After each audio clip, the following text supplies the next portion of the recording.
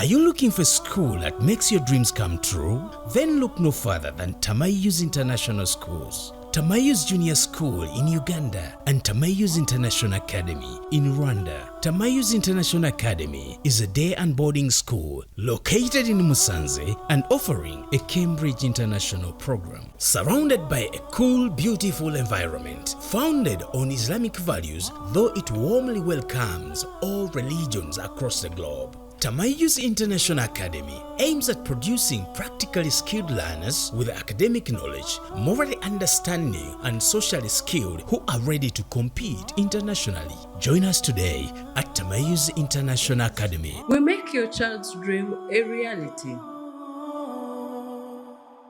Alhamdulillah, wassalatu wassalam ala rasulillah sallallahu alayhi wa sallam وعلى آله وصحبته أجمعين. أيها الإخوة والأخوات، أوصي نفسي وأوصيكم بتقوى الله عز وجل.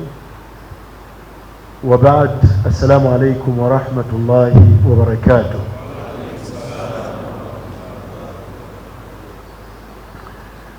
tumwebaza Allah subhanahu wa ta'ala ebyengera bye bingi byatwawulira nabyo kyengera ekyobulamu okubeera nga ataatukomezaawo ekisaasa omulundi omulala ebbanga gwanvu okuva lutwali wano. Tumwebaza Allah subhanahu wa ta'ala ekyengera ky'obusiraamu nkakasa nti kyatugasse nakyo mu nnyumba yeeno, wadde era nga bifaanagana nga bwe bibeera, tebakulimba nti ffenna abali wano tuli basiraamu mu maaso ga Allah.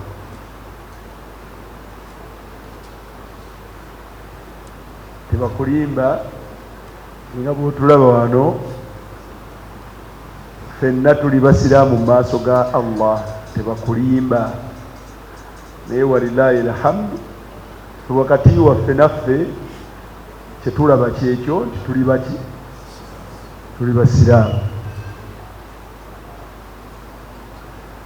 Tumusaba Allah subhanahu wa ta'ala atukole basiraamu, atuwangaaze nga tuli basiraamu, atutte nga atuttira ku busiraamu.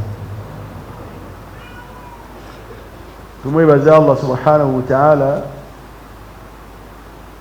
okubeera nga atuleseewo n'atutuusa mu mwezi guno gwa Ramadan ogw'omwaka 1445 mu myezi gy'obusiraamu. Tumwebaza Allah okutukuŋŋaanya mu ngeri gy'atukuŋŋaanyizaamu. Ekifo kyokka waatukuŋŋaanyiriza nnyumba mu nnyumba ye, mu nnyumba ze. Omubaka yagamba nti majtama'a qawmun fi baytin min buyutillah. Abantu tebayinza kuŋŋaana nga bakuŋŋaanidde mu nnyumba, ku nnyumba zaani? Mu nnyumba za Allah subhanahu wa ta'ala. Zo ze ziruwa wa anna almasajida lillah, wa anna almasajida lillah. Enyumba za Allah, wa anna almasajida lillah, ze nyumba za Allah subhanahu wa ta'ala. Weegombanga nnyo era okyenyumiririzangamu nnyo okubeera nga otuddeko mu nyumba za Allah subhanahu wa ta'ala.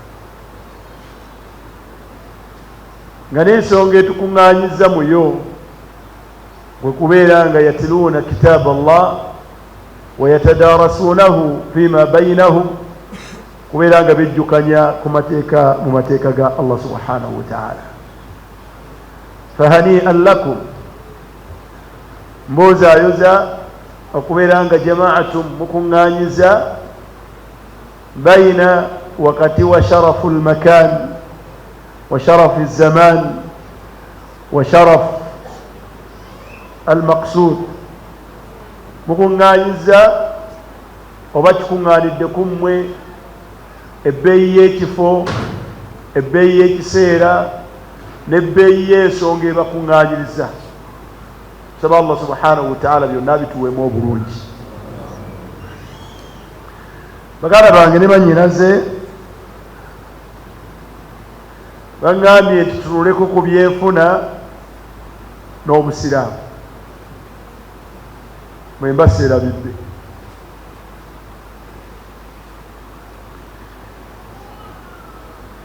Wama atwala almawdu' kigambo kibaŋŋambye kiwanvu, onoonya wookitandikira ne wookikomya ne wakola wadda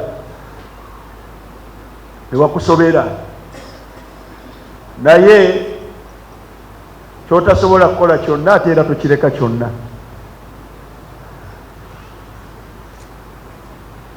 Obusiraamu nzikiriza enzijuvu Allah subhanahu wa ta'ala gye yateekateeka era n'agijjuza. Bwe yamala okugiteekateeka n'agijjuza buli nsonga yaayo, olwo nno n'agitulondera tubeere muyo.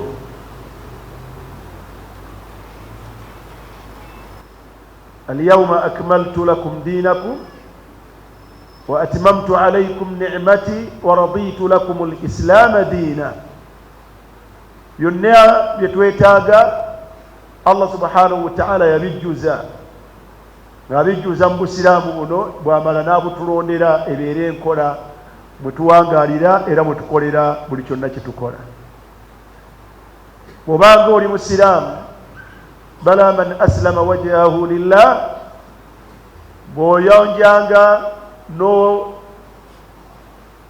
n'ogyemulukusa ekyenyi kyo ng'ogyemulukusizza ku Allah subhanahu wa ta'ala, ogezangako okukyekinga buli kyogenda okukola okulaba ng'okikolera mu ngeri eyo gye walonda ey'obusiraamu. Okusooka obusiraamu bulondenga lwa kubutegeera na kubumanya na kubwagala na kubwenyumiririzaamu.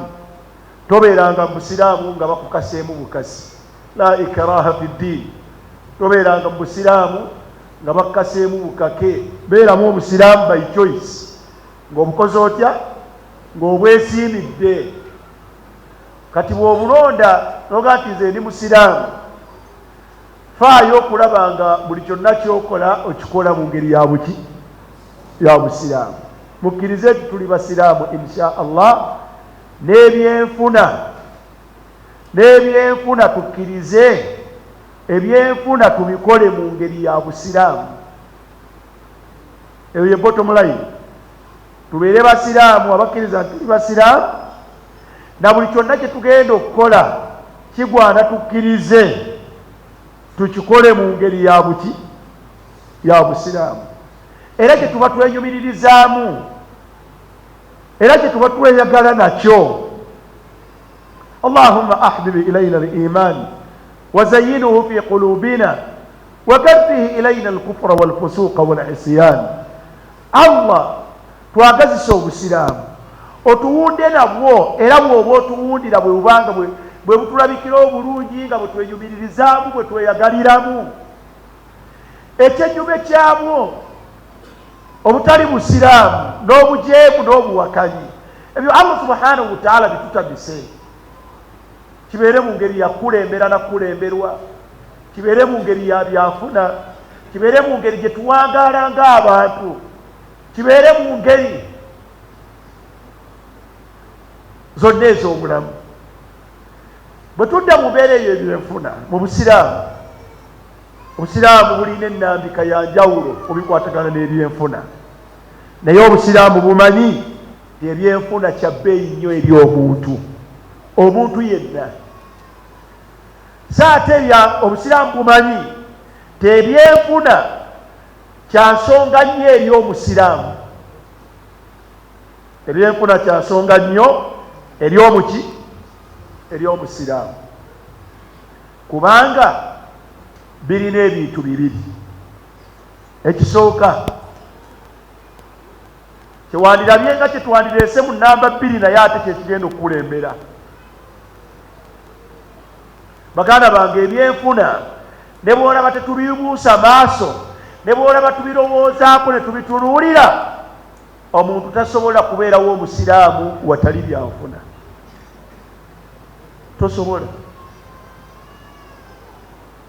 Tosobola kubeerawo watali byanfuna. Olw'engeri ebbiri, asulu y'okubeera kwaffe n'okutondebwa kwaffe, Allah atuteeke mu nsi muno yatutonda lwa nsonga ya kumusinza. Omuntu yenna Allah yamutonda lwa nsonga nkulu yakola kutya? Ya kumusinza. Aya ezo zibasomerwa enkya n'eggulo. Allah yatugamba nti wama khalaqtul jinna wal insa illa liya'budun. Saatonda bantu okujjako lwa nsonga ya kunsinza. Bwe kibanga ekyo bwe butonde bwaffe kwe kubeerawo kwaffe, oyina okukimanya akhil karimu, omusiraamu, omwami oba omukyala, oli muvubuka oba oli muntu mukulu oba oli mukadde, ti kathiru min al-ibadat la taqumu, bingi mu kusinza Allah tebiyimirirawo okujjako na byanfuna. Ensinza mpitirivu nga teziyimirirawo okujjako nga ziyimirira na byaki? Ziyimirirawo na byanfuna. Okumanya bwebito bwe biri, abantu abaalabako abakozesa ebyenfuna mu kusinza Allah subhanahu wa ta'ala nga bo tebabirina, baatuuka bakwatibwa obujja ne bagenda n'okubawaabira, ne babawaabira wakati mu kwemulugunya n'okunoonya bo basobola kukola batya abatalina byanfuna. Hadithi ya Abu Huraira radiyallahu anhu agamba nti bagenda mu bamuhajirun abawejjera abaavu, bagenda ew'omubaka sallallahu alaihi wasallama ne beemulugunya ne bamugamba nti dhahaba ahlu duthuri bil ujur.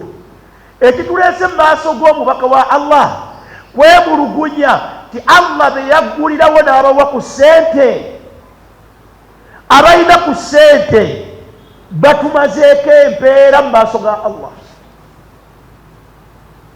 abatumazeeko empeera mu maaso ga Allah, be tulabanga batulese wala nnyo, be bantu Allah be yawaamu ku ki? Yawaamu ku ssente.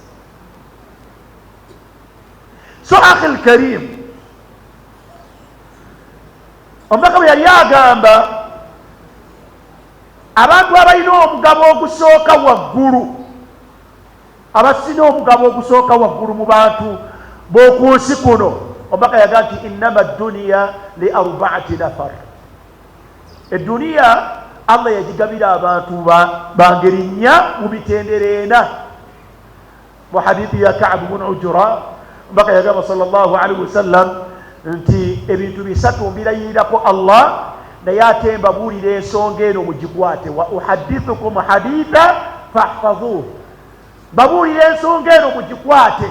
Naga ti innama dduniya li arbaati nafarin, edduniya yagabanwa abantu bana. Naye omuteeko ogwa waggulu yagamba nti abdun yemuddu razakahu llahu ilman wa maala.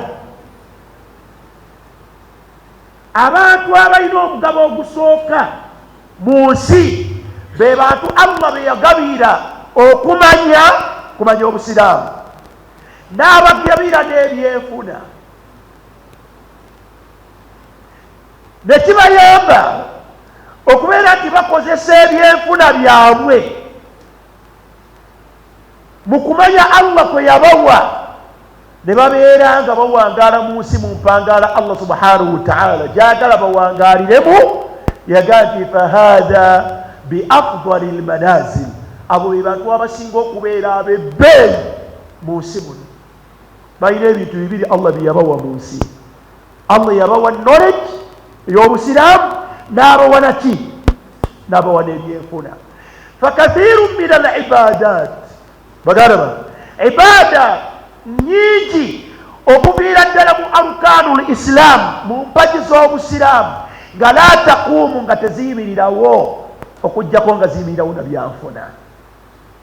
So nga ate okusinza Allah subhanahu wa ta'ala yensonga lwaki tuli mu nsi. Hadithi esinga okwewuunyisa, hadithi ndozo ya Abu Waqid al-Laythi omubaka yagamba sallallahu alaihi wasallama fima yarwihi an rabbihi azza wa jal, weyo lyatujumiza nga abijja ku Allah. Allah yagamba tabaraka wa ta'ala ti inna anzalna almala, mazima nze Allah nassa sente. Kyabuvunanyizibwa omuntu olwaleero okumanya weebuuza sente ze zaava, Allah ye yazissa. Allah alaga nti anzala almala, emaali yagissa mu nsi. Naye bwetubuuza lwaki wagissa emaali, Allah yaga nti liiqaami sala. Allah yaga nti nassa sente mu nsi abantu basobole okubeera nti bayimirizaawo eswala. Falmaal, emaali dha alaqatun, erina akakwate kanywevu kanene nnyo ku butebenkevu ne ku muntu okuyimirizaawo eswala. Muganda wange, omuntu asaalanga ekyokulya mu nsawo akiwuliramu ekiri, ensaala gy'asaalamu eyawukana n'asaala ng'ensawo njereere, nga Usaama amugambye nti owange tusinkane ku 7.5. Abantu abo ensaala yaabwe yanjawulo. Kati empagi mu Busiraamu ng'oggyeko eya shahada, empagi esooka ya swala gy'otwala ng'eyokubiri, Allah yaga nti ensimbi yazissa lwa nsonga ya ibaada ya swala. Empagi y'Obusiraamu eyokusatu eya zaka, mu hadithi eyo Allah agati wa itai zaka. Emaali Allah yagissaawo, ebyenfuna biriwo lwakuyimirirawo kwa zaka. Ma'al asafu shadid, wadde nga kinakuwaza olwaleero abantu balekayo eswala. Abalina ebyenfuna n'abo ababinoonya abatannabifuna, ate ekyewunyisa bo balekayo eswala olw'ebyenfuna. Ng'ate Allah agati ntaddewo ebyenfuna lwa nsonga yakuyimirizaawo swala. Fetwabifuula tuga nti ayina anoonya sente tasaala. Era fetwabifuula nti abalina sente tebamanyiddwa mu swala.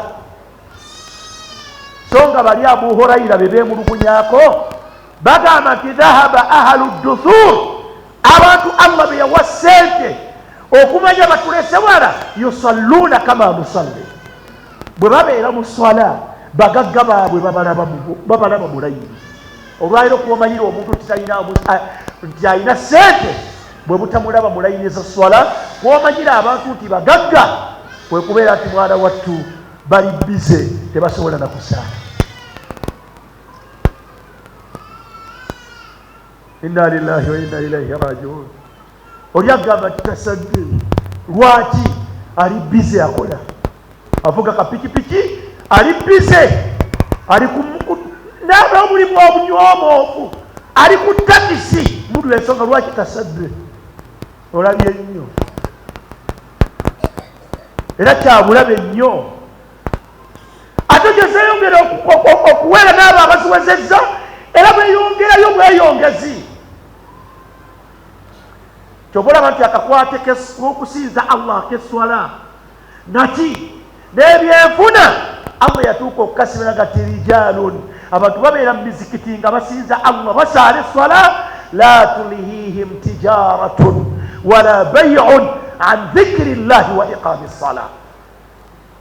Bamanyi nti sente ekigendererwa kyazo ebyenfuna kuyimirizaawo swala. Yensonga lwaki omulaba babeera mu mizikiti ne bwafuna ezifaanagana zitya tebalekayo swala. Naye ate aba omulembe guno akukakasa nti tasobodde kusaala olw'okubeera abeera bizi. Ali bizi akola. Akakwata akali wakati w'okusinza Allah n'ebyenfuna kanywevu nnyo, nti senga omuntu alabankana n'ebyenfuna ku kusinza Allah, Allah amulaga mbafaafaagaliddwa obulamu. Ya ayuha alladhina amanu la tulhikum amwalukum. Omusiraamu omusajja oba omukyala tekakutandanga n'obulankanyizibwa n'ebyenfuna. Wala auladukum, tukibuuke an dhikirillah. Ebyenfuna tebibulankanya muntu okuyimirizaawo swala. Waman yafalu dhalik, eyasanga nga abulankanyizibwa ebyenfuna ne bimulabakanya ku swala, Allah yamwogerako nakati faulaika humul khasirun. Faulaika humul khasirun. Awo bafafagaliddwa obulamu bwabwe ate nno bo balowooza nti bayiseemu. Ebyenfuna bwe bisisinkana n'okusinza Allah, ebyenfuna biyimirira okusinza Allah kuyimirirewo. Ya ayuha alladhina amanu, omusiraamu yenna oba oli mwami oba oli mukyala, idha nudiya lissala, bw'owulira akoowoola omukowooze nga bakoowoola nti hayya ala ssala, Sulaiman, Hafsa, jangu enye essala, kiseera ky'essala kituuse, bakola batya?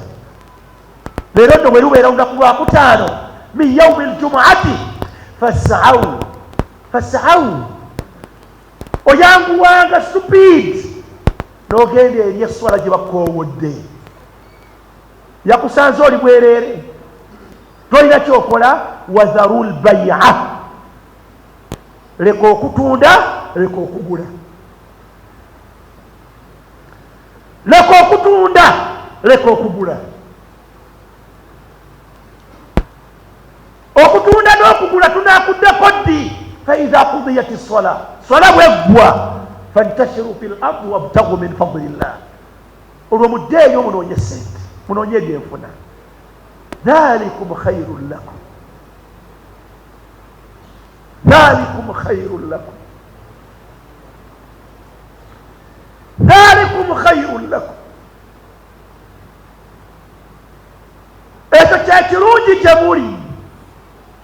Ebyenfuna tebikutabakanya ku swala. Ebyenfuna biyimirizaawo buyimirize swala. Inna anzalna almala liiqami ssala wa itai zaka, hasbunallahu wa ni'mal wakil. Ebyenfuna bya bbeeyi eri omusiraamu kubanga biyimirizaawo ensonga y'okutondebwa kwe, liyabuda rabba, asinze Allah we, afuna sente asobole okubeera ng'ayimirizaawo zaka, ayimirizeewo empagi mu mpagi z'obusiraamu eya zaka.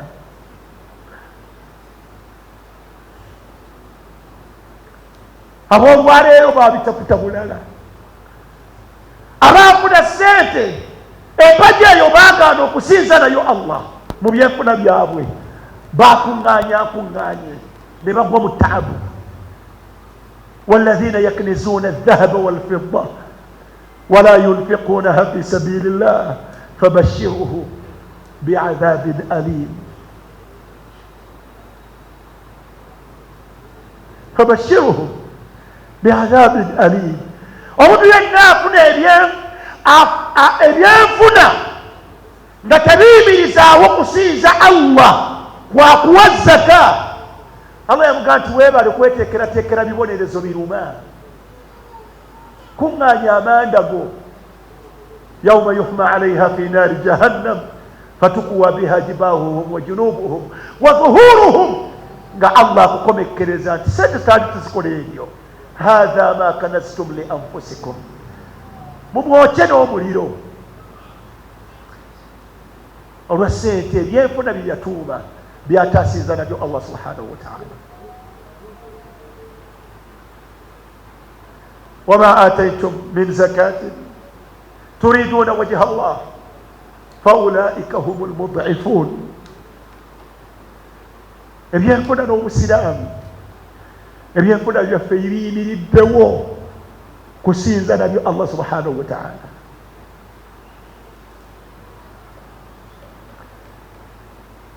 Zaka eyo bw'etteeka ng'ogitadde ku mabbali tulina ebyenfuna bye tukozesa nga si bya buwaze. Tusinze Allah subhanahu wa ta'ala bisadaqat n'okusaddaaka okwambeera eya bulijjo. Allah yatuga nti lan tanalu lbirra hatta tunfiqu mimma tuhibbun.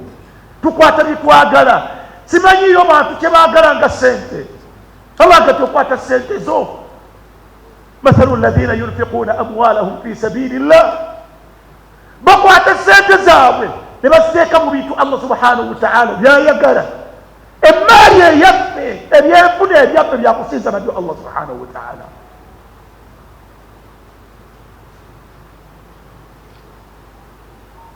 Kyekyebbee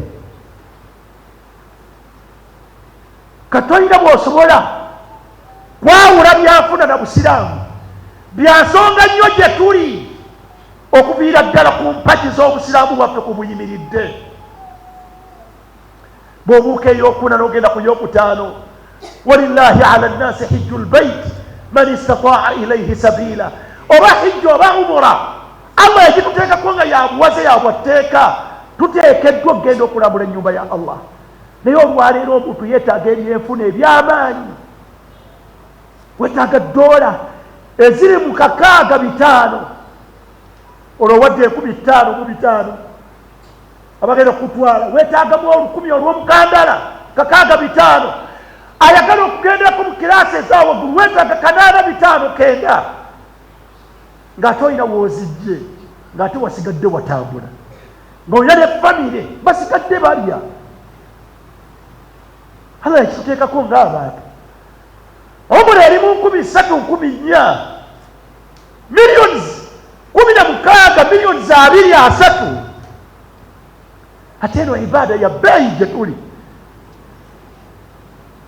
Kati ebyenfuna mu busiraamu byansonga nnyo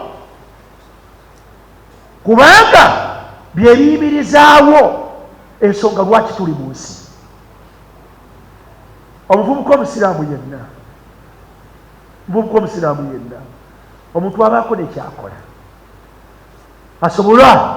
asobole okufuna sente. Twogere mu lulimi lwangu. Baako nekyokola okusobola okufuna sente osobole okusinza Allah subhanahu wa ta'ala.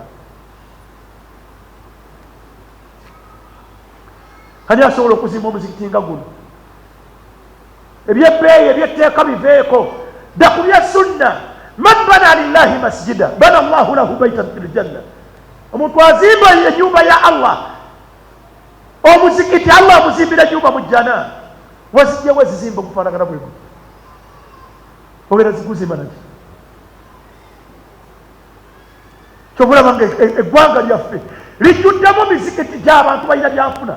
Bali Abawarabu buli muzikiti okusangako akapande eyo tabarruu ya fulani mu Imarat, eyo tabarruu ya fulani mu Kuwaiti. Aina antum mwe bannayuganda ejjamo gyeriddawo.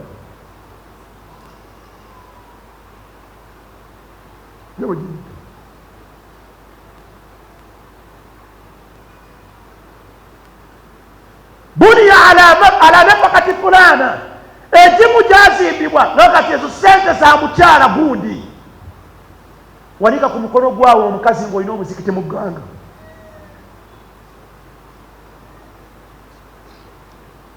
Ebyo byo balabira ddala nga si byabwe.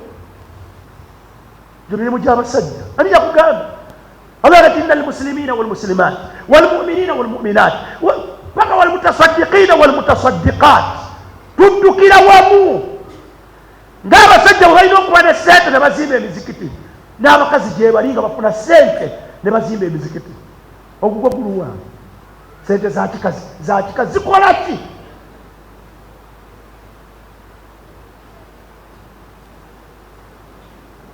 Ebyenfuna bisinzibwa nabyo Allah. Ana wa kafiru lyatim kahataini fil janna. Omuganda nti nze naayula mulekwa alabirira mulekwa tugenda kubeera bwetuti mu jjana ya Allah. Babiri bwetuti nga bulaba engalo zino. Wa ashara bi usbu'ai alwusqa wassababa. N'abalina aggaja bwati.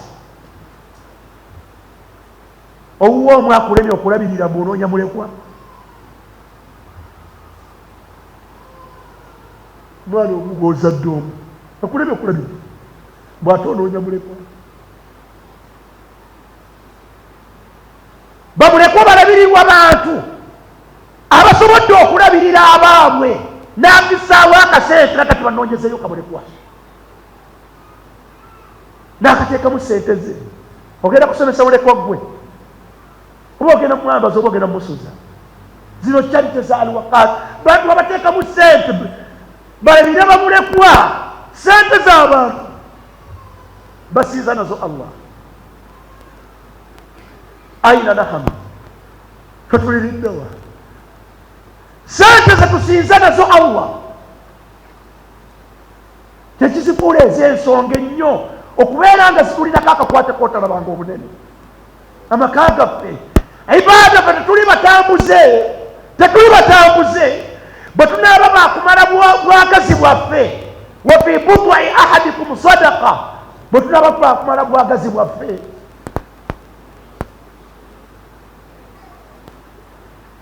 fabtaghu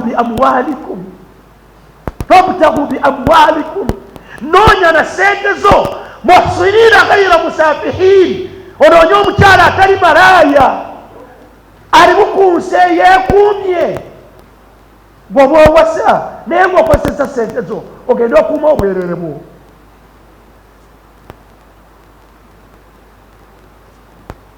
abdurrahmani atuuka e Madiina omubaka amugatta ne Saad amuga nti kuwadde sente zino kati tompa sente zo kuwadde omukyala kantono gwe naawe nakati n'omukyala w'omusigaze walakin dulluni ala suuq ndagirira akatale gye kali ngende ekole sente ndagirira dulluni ala suuq ndagirira akatale gye kali ak'e Madiina n'agenda mu katale e Madiina n'atandika okukola waayita akaseera omubaka amusanga alabika bulungi anyirira ng'akyuseeko namuga ti mahiyamu abdurahmani ng'atonyiriramu enyirira ey'enjawulo namuga ti tazawwajtu muraatan min al ansar nze gwolaba nawasiza omukyala ba ansar gwe baali bawa n'agaana sente n'omukazi n'agenda anaafuna sente ezize bwakedde ku makyanga wasiza omukazi ow'ekirooto kye kyava musa ti ng'omuwadde ki namugamba ti wazinuna waatin min dhahabin namugulidde amayinja gali gold bannayuganda webatutambuliraeyo tubalabe eyo Dubai obalabe Saudi Arabia ng'otambudde nabo amaduuka ga gold balingizaamu malingize myaka 10 emabega abasiraamu bakwata gold ne bamuwa abakyala ne babawasa abakazi batubatuusa awaka fainansi byanfuna liyunfiq dhu sa'atin min sa'atihi waman qudira alayhi rizquhu falyunfiq mimma ataahu Allah abakazi tubalabirira nabyanfuna Allah beyaggulirawo bano balatiifu mukyala wa latiifu tafaanagana na Umar Siddiiki ow'omufunyi alabirirwa mu ngeri ya bufunyi ate nga kyabuwaze waman qudira alayhi rizquhu n'oyo Allah gwakendeerezza mu busente bwobwo obutono obwa bodaboda falyunfiq ibaada eno ateekwa ogikola alabirire abantu be mimma ataahu Allah mu butono Allah bwamuwadde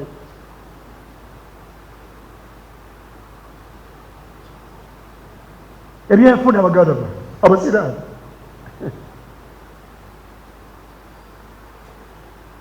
latala bina alkalamu bigambo byandibadde biwanvu ku nsonga eyo ti akakwate k'ebyenfuna n'omusiraamu n'abasiraamu kanywevu nnyo olw'ensonga ennene ti ebyenfuna bye basinza nabyo Allah ensinzo ez'obwetteeka ez'obuwaze n'ensinzo ezitali za buwaze siraamu akola sente asobole okusinza Allah olyo ibaada ennene alishkuru li waliwalidaik okulabirira abazadde bakuzeegwa okuzeemu bo tebakyasobola kweriisa tebakyasobola kwerabirira ennyumba mwe baabazaalira ekaddiye baagala ndala kati ogenda kukolungi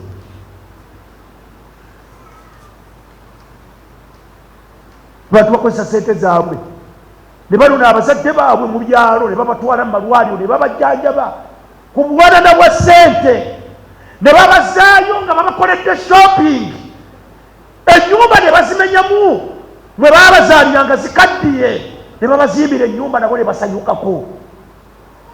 Ibaadaati nnene za bbeeyi.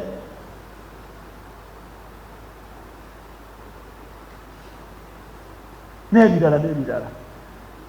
Bw'ova mu ebyo ebyenfuna bya bbeeyi n'obusiraamu, kubanga qiwaamul haya, obulamu n'obwa bulijjo buyimirirawo na byanfuna. Lwero muli mu Kampala, mumbuulireyo ekintu la taftakiru ila almaali, mumpangaala yammwe nga tekiyimirirawo na byanfuna. Faayo kimu.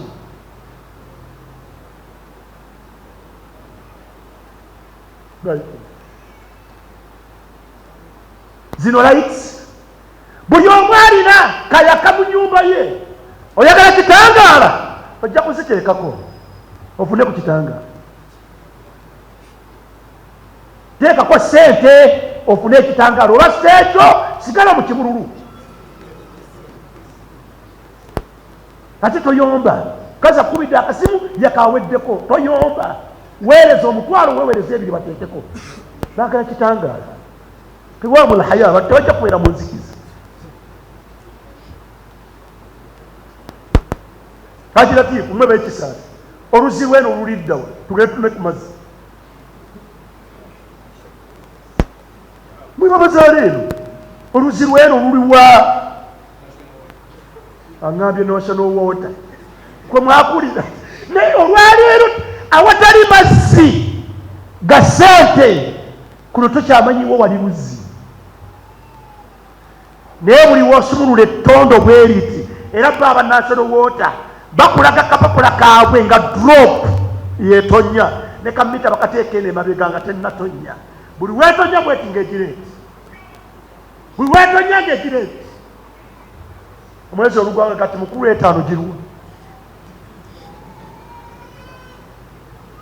Waadini halal.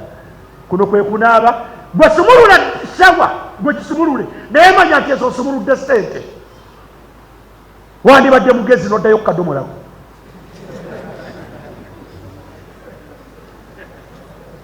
Mwe mukomu ebyo ebibaafu byammwe simanyi muyinga byeyakuza, naye manya nti osumulula ssente. Nabaddeko ne mu maka agamu abo abawaayo abawe ku ssente mabegaawo ne bantuuzaako waggulu mu kalina, manyi maka ga muntu Sheikh maka ga muntu waggulu. Naye nagenza oguno tati kino emabega ki nga sipuulu eri waggulu, swimming pool ng'eri waggulu. Bw'okyalowooza kudda ku budomola,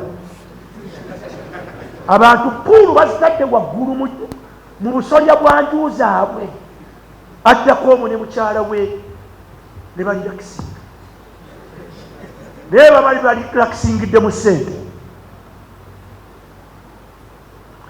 Teri kulya, teri kunywa, teri kunaaba, teri kwoza, okuggyako naki. Barakallahu fiikum honorable. Ebyokukyama mu maka g'abantu njagala kweyambako byaggwawo. Kwata 5 byo oba 10 lwo gati njagala kumala bwetaavu wano gati yingira salama nsalimira n'ekikookoma kiikyo. Bwe mubadde mulowooleza nti oneeyambirawo, baataddewo obupande okukwata ng'oyirina etinga wano fayini $10,000 ogenda okukiteeka kati 10 n'alijjawa nga weekuniza ng'onoonya ke basasulira. Kusoma kwa mwana, kujjanjabibwako oba kwa mukazi wo oba kwa baana bo, kutambula kwo. Almaalu qiwaamul haya, ebyenfuna bwe kuyimiridde obulamu bw'omuntu. Engoye ezo zonna ze mwambadde, oba onaayambala muvumba oba onooyambala mpya. Ayuha almuslimuun, baganda bange abasiraamu, istayqizu, abavubuka abakyasaaga, mudde engulu muzuukuke.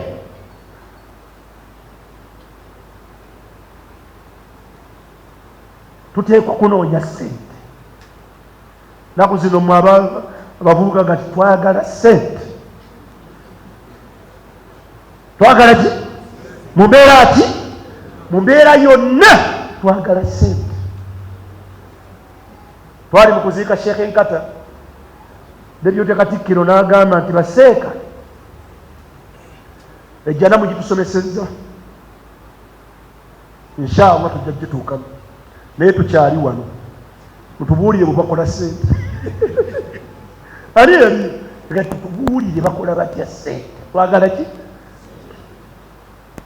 Omusiraamu ne ssente, obusiraamu ne ssente tebaawukana lwa nsonga mmeka?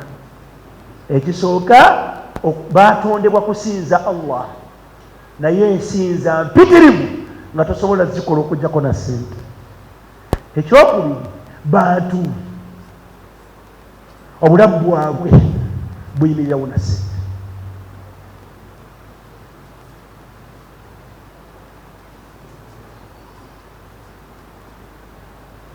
Naye abaffe yala kufundikira olw'obudde bufaanagana, buli ssente omusiraamu agikola,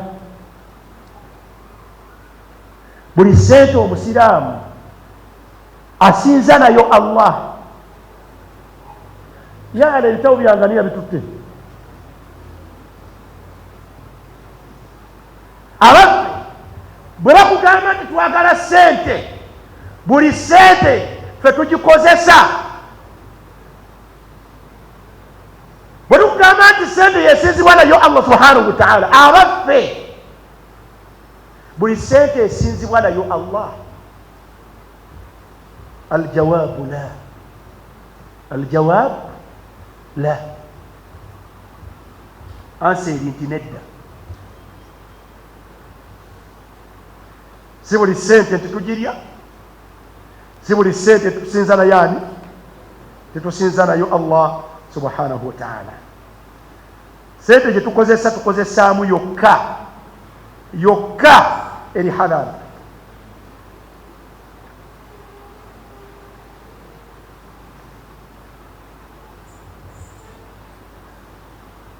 Hadithi zino simanyi oba tunaazisoma kuba eddakiika 10 zino ezisigaddeyo. Hadithi esooka ya Al-Qasim mutabani wa Mukhaymira qaal, yagamba tiqala Rasulullahi sallallahu alaihi wasallam, yagamba omubaka wa Allah okusasa n'emirembe gibeere ku ye, yagamba nti man iktasaba maalan min ma'athamin, man iktasaba maalan min ma'athamin, omuntu senga yenna afuna ssente ng'amaze kukola kyonoono.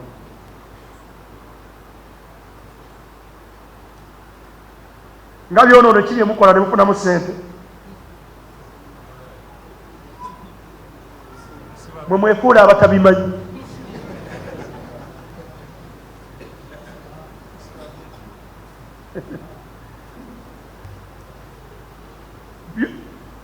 Nga byonoono ki bye tukola ne tufunamu ssente?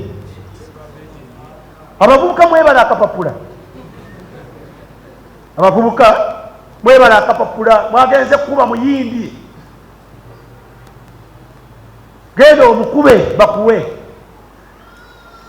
Naye Allah subhanahu wa ta'ala yakugaana aga nti innama alkhamru walmaisir zaala, Allah yaga nti rijisun, obwo obukyafu, obwo obukyafu kebeerenga ensi yonna eri omwo eri mu betting. Allah yagamba nti rijisun min amali shaitan, bikolo bya shaitani bye mulimu mwe mujja ssente, fajitanibuhu. Allah yaga nti mubibeere wala, tewava ssente awo. Naye omuntu asobola okugendawo najjawo ssente, era senga baali tebazikubawo, senga tebabeerawo, naye akibabeezaawo olw'olumu once in a while asobola okukubayo omuyindi, bamukuba obukadde obutaano, bamukuba emiliyoni, naye era olw'olumu n'akubayo emitwalo 10, n'otululya obwongo obujinga ng'obwo. Omuyindi amukuba emiliyoni okumala omwezi, najja amutega n'amuwayo emitwalo 5, kati omuyindi leero kye namukoze weerabidde nti akutotteko kakadde, n'akuwaayo akamaso ak'emitwalo 5 naye zino 5 z'ofunye ozifunye bilma'athamin. Abakyala mulembe mulungi. Nalabako Enanga Fred Enanga mwogezi wa poliisi ngaga nti gino tegikyali misango mu Uganda otasanga omupoliisi nga akutte bano abeesimbye ku bitaala nga bagenda okutunda emibiri gyabwe bafune ku ssente.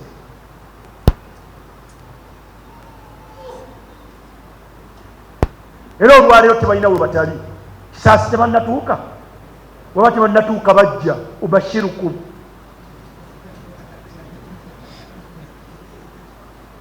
La hawla wala quwwata illa billah. Anti bali bwayise batuuka, bw'oweteraawo ku bitaala ng'odda ennabweru. Hasbi Allah.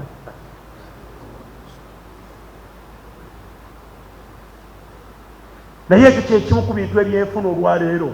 Yasinuni abakyala benda va ku abo ab'okumakubo. Abakyala illa man rahima rabbi naawe batudde waabo we bali awo ng'alina amwendako nga bwamuwaayo akanga naamwendako bwamuwaayo akanga.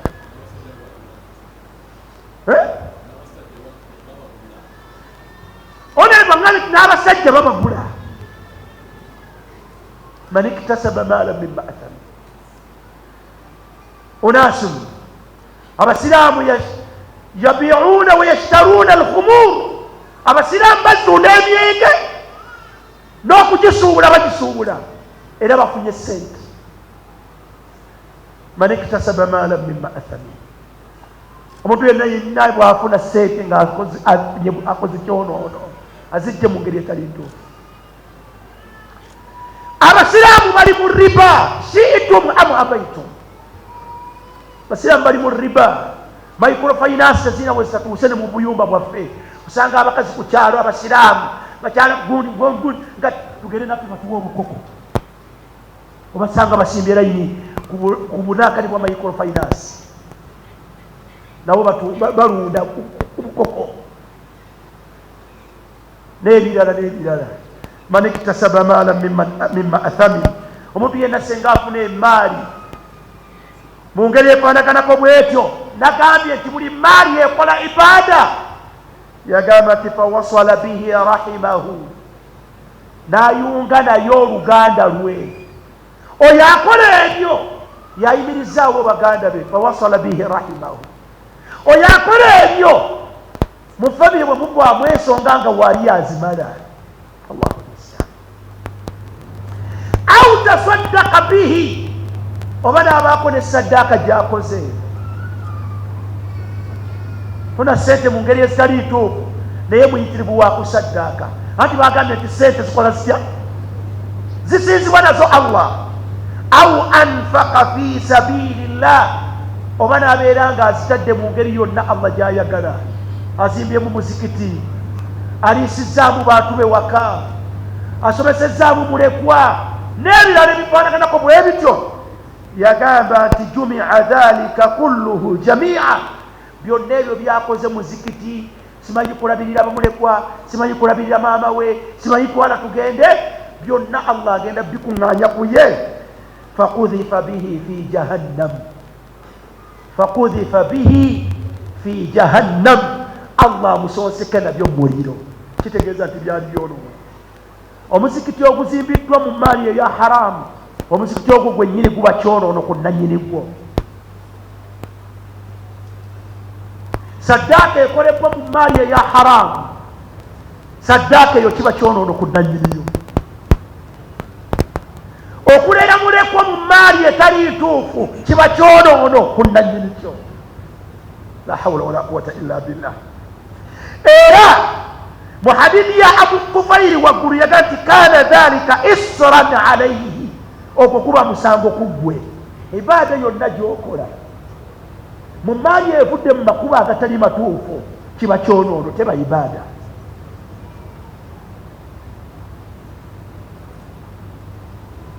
Kiba kyonoono, teba ibaada. Allahu akbar.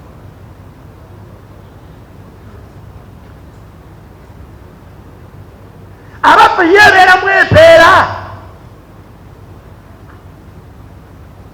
Hadithi ya Amru, Abdullahi ibn Amru radiyallahu anhuma agamba yabwe yali akolekezea kati idha addaita zakata malika, senga omuntu awazzaka mu maali ye faqad qadaita ma alayka, Allah kyakuvunaana oba okimaze. naye waman jamaa maalan haraman, waman jamaa maalan harama, omuntu akuŋŋaanya emaali eya haramu thumma tasaddaqa bihi, oluvannyuma n'omusanga ng'asaddaaka mu maali eyo, lam yakun lahu fiihi ajrun, lam yakun lahu fiihi ajrun, tebaamu mpeera n'emu, tebaamu mpeera n'emu. wa kaana isruhu alayhi. Hadithi zino obuhozi agadde zisomeeko mu kitabo sikikweka, bakiyita sahihu targhibu wa tarhib, sahihu at-targhibu wa tarhib, ntuufu tezirina nsonga. mu muzingo gwa kubiri ekitabo kino kyatunulwamu ne kyekenneenyezebwa Sheikh Muhammad bin Nasiruddin al-Albani. abaffe emaali etali ntuufu tekola ibada, emaali etali ntuufu tekola ibada, tesinzibwa nayo Allah. Sheikh Abdul Karim, Sheikh Abdul Wali yinza obutabya musobya agamba omuntu tine bweba hijja ng'omuntu gyakoze mu maali eya haramu.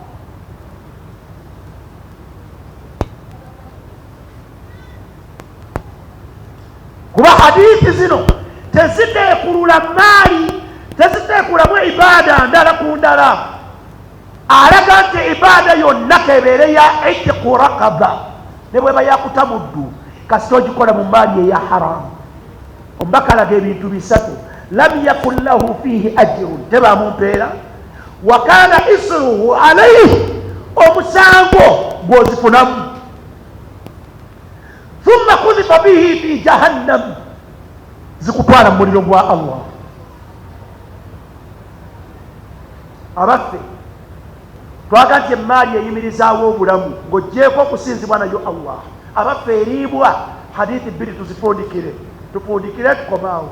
eriibwa omuntu ajambalamu olugoye, omuntu aginywamu akacupa ka soda, omuntu anywa ecupa ya soda oba ecupa ya mineral water, oba omuntu ali ekindaazi mu maali eya haramu. la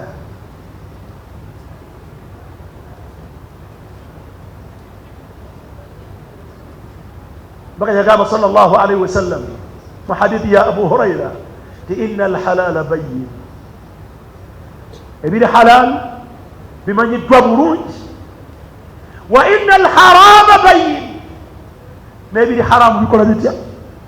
bimanyiddwa. wa inna allaha amara almu'minin, Allah yalagira abasiraamu mmwe bima amara bihi almursalin, biyalagira abasiraamu. la hadithi kati inna allaha tayyib la yaqbalu illa tayyiba, Allah mulungi era takkiriza okujjako ebiki? okujjako ebirungi. lagati wa inna allaha, abasiraamu mmwe meseji yange mazima ddala Allah yalagira abasiraamu nga byabalagira byebyo byennyini bima amara bihi almursalin, byeyalagira ababaka be. yabalagira atya? yagamba nti ya ayuha rusul, yatandikira ku babaka lagati abange mmwe bannabbi bange, ababaka bange, kulu, abaffe emaali etali ntuufu eriibwa. kulu, ababaka bange bwe muba bakulya kintu kyonna omalanga kukakasa min atayibaati, omalanga kukakasa nti kyolya kiri halaali. wa'malu saliha, bw'omalanga okulya ebyokulya ebituufu omubaka wange, olwo genda mu maaso okola emirimu emituufu. ekyo kiragiro kyabaki? kyababaka ba Allah. naye yagambye nti Allah byeyalagira ababaka be byeyalagira ddala mu abasiraamu. Eyo aya yandibadde emala omusiraamu okumanya nti si buli kimu nti akirya, si buli kimu nti akinywa, si buli kimu nti akyambala. naye Allah yaleeta etwawulidde eyaffe naga nti ya ayuha alladhina amanu, abange mwe abasiraamu mwami oba mukyala, kulu min tayyibati ma razaqnakum. Omuntu talya buli kyasanze, omuntu alya kiri halaalu, alya bukyavudde mu byanfuna biri halaalu. washkuru lillah in kuntum iyahu ta'budun. bwebanga ddala gwe musinza ye Allah, omuntu asinza Allah byalya biteekwa kubanga bya halaalu. abaffe emaali etali ya halaali eyimirizaawo obulamu bw'omuntu. thumma dhakara arrajulu, bwe yamala n'atunyumirizaayo omusajja yutiilu safara, ali mu lugendo oluwanvu, ash'atha aghbara, yamuddu yadayhi ila ssamaa yaqulu ya rabbi ya rabbi. ibaada eyo tusooke tugibuuke, naye obuzibu buliriddawa. wa mat'amuhu haram, wa mat'amuhu, ayina ekizibu ekinene, afuna ebyokulya era alya, naye kibi ebyokulya bye bya haramu. abaffe ate ebyokunywa wa mashrabuhu haramu, omusiraamu anywa ebyokunywa ebiri haramu. akutta akacupa k'amazzi naye yakaguze mu haramu, maali byakulya mu haramu. ate ebyokwambala wa malbasuhu haramu, ayambala olugoye olwavudde mu maali eya haramu. wa ghudhiya bilharamu, olaba alabika bulungi n'emiskiini. nasal llah alafu alafiya. fa anna yustajabu lidhalik, ibaada z'omuddu oyo zakola zinakkirizibwa zityewa Allah. kitegeeza nti ebyokulya, ebyokunywa, ebyokwambala biina ebya haramu, biina akakwate kabi nnyo ku kusinza kw'omusiraamu. walidhalik, n'olwensonga eyo muganda wange khitaman, yensonga olunaku lumu abubakari siddiq radiyallahu anhu kaana yaakulu min kharajihi, yalinanga omugugu gwe yasindikanga mu katale k'omubuulo, ne batunda obugoye bwe ne bamuleetera akasente. wa kaana lahu gulaamun aw shaabun, yalina omuvubuka amutundira omugugu gwe. olunaku lumu omuvubuka oyo yagenda mu katale n'akomawo n'ekindaazi, giyite capati, n'asanga abubakari mukama we nga tannamubalira sente, nogati ntuseeyo ne capati, mukama wange kakuyulizeeko, lya ku kindaazi kyange. n'alyako ekindaazi bwe kikka mu lubuto, omuvubuka kyabuwabuuza mukama we nti atadri maatha akalt, naye omanyi ekyo kyolidde? ate kibadde mbadde capati. capati tutegeedde capati, naye omanyi gyebudde nga tebadde etya. namugaa nti kuntu kad takahantu rajulan fi ljahiliya, nga sinnasiramuka eri, nina omusajja gwe nali nasawula. nga sinnasiramuka, nalina omuddu nga namusawula. okusawula mukumanyi, naye wama uhsinu yaumaidhin lkahana, naye nali siryamanya ennyo ebyokusawula. naye Katonda byakola n'afunamu omugaso, naye n'atansasula. teyakola atya? teyansasula. leero mbadde ndi mu katale nga mulaba, Usama tewansasula sente zange nakukolera tewansasula. namuga ti pozi zalimbeka, namugamba sente, nakola atya? namusasula empeera ye ey'okumusawula. bwamusasula ngwera omuyala afunye akasente ke n'agulayo ku bindaazi n'alyako ekindaazi ekyo kyeyagenze nakyo ekimu n'awaako Abubakari Siddiq radiyallahu anhu nagati ekyo ekindaazi ekyo kwenkuwadde. Abubakari adkhala yayingiza olugalo mu kamwa ke hatta staqaa mpaka lwe yeegoga n'asesema byonna bye yali ayingiza mu lubuto. Kanu la yumakkinuuna alharama fi butunihim, tebakkirizanga kyakulya kiri haramu nekyabanga kiyingidde ng'asala amagezi kifulumayo kubanga akimanyi nti omuntu talya kintu kya haramu. Ma baaluka ate olwo gwe ate olwo nze emaali eya haramu tezimbibwamu nju omuntu n'agyebakamu. Emaali eya haramu tegulibwamu mmotoka omuntu n'avuga.